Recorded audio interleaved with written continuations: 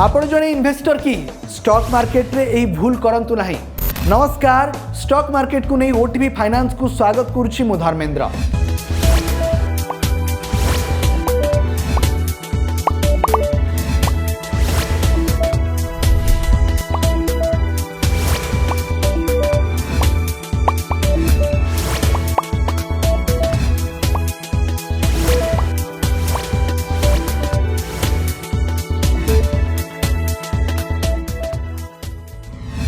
Stock market रे लोके काहे की क्षति सोचंती कारण निवेशकों रही 12टी सबुठु बड़ भूल।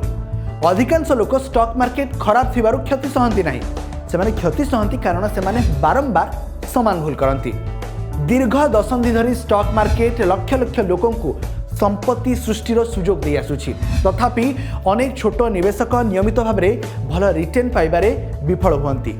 आश्चर्यर कथा है समस्या सब भूल स्टॉक बाछिबारे नुहे, बरम खराब अभ्यास, अवास्तव आशा एवं भावना प्रवण निष्पत्ति अनेक निवेशकों क्षतिर मुख्य कारण।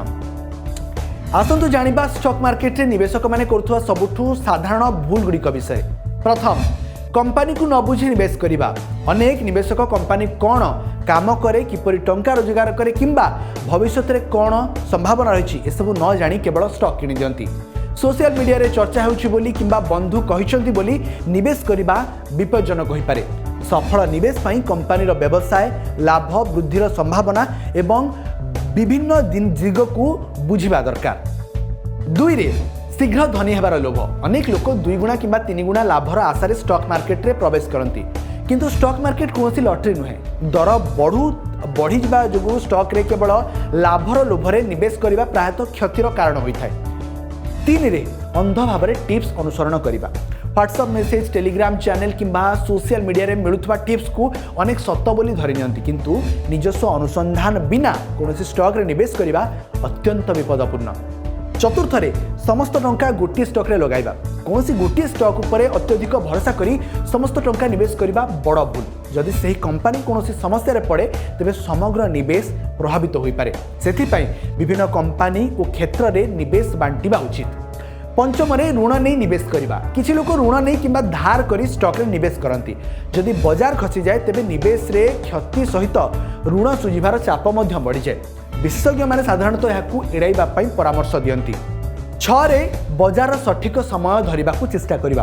अनेक निवेशक भाबंती सेमाने बाजार केबे ऊपर को जीव किंबा तळ को आसीबो ताहा सठिक भाबे जानि परिबे। वास्तव में यह अभिज्ञ निवेशकों पई मध्य कष्टकर।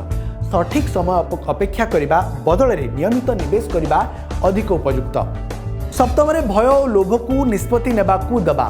बाजार बढ़िले लोभ एवं बाजार खसिले भय अनेक निवेशकों को भूल निष्पत्ति नेबा को बाध्य करे। फल सेमाने उच्च दर रे किणंती एवं कम दर रे बिक्री करंती। 8th रे निज बहन क्षमता को अणदेखा करिबा। प्रत्येक निवेशकों बयस, आय, आर्थिक लक्ष्य और झुलिकी सहिबार क्षमता भिन्न थाए। अन्य कहार पोर्टफोलियो को देखि निज पई सही प्रकार निवेश करिबा उचित नुहे। 9th रे बारंबार किणाबिका करिबा। अनेक निवेशक प्रतिदिन किणाबिका करिबा को ही सफल निवेश बोली भाबंती, किंतु बारंबार ट्रेडिंग करिबा द्वारा ब्रोकरेज, कर एवं भूल निष्पत्तिर संभावना बढ़ी थाए। 10th रे निश्चित रिटर्न आशा करिबा। फिक्स डिपोजिट भली स्टॉक मार्केट कौनसी निश्चित रिटर्न दे न थाए। बाजार रे उत्थान पतन स्वाभाविक, याकू बुझी निवेश करिबा जरूरी। 11 रे आर्थिक लक्ष्य बिना निवेश करिबा। अनेक लोक केवल लाभर आशारे निवेश करती, किंतु स्पष्ट लक्ष्य रखती नहीं। अवसर योजना, संतानक शिक्षा, घर किणवा किंबा दीर्घम्यादीर संपत्ति सृष्टि करिया भली लक्ष्य आधारित निवेश अधिक प्रभावशाली होता है। 12 रे एवं शेष रे भल स्टॉक शीघ्र बिक्री करिबा, खराब स्टॉक धरी रखिबा। यह अनेक निवेशकों सबुठु साधारण मनोवृत्तिगत भूल। छोट लाभ हेले से माने भल स्टॉक बिक्री कर दियंती, किंतु क्षति थिबा स्टॉक को आशारे धरी रखती। यह दीर्घम्यादी रिटर्न को प्रभावित करिपारे। एवं शेष में कहवाई चाहिए स्टॉक मार्केट धैर्य, श्रृंखला और सठिक निष्पत्ति को पुरस्कृत करे।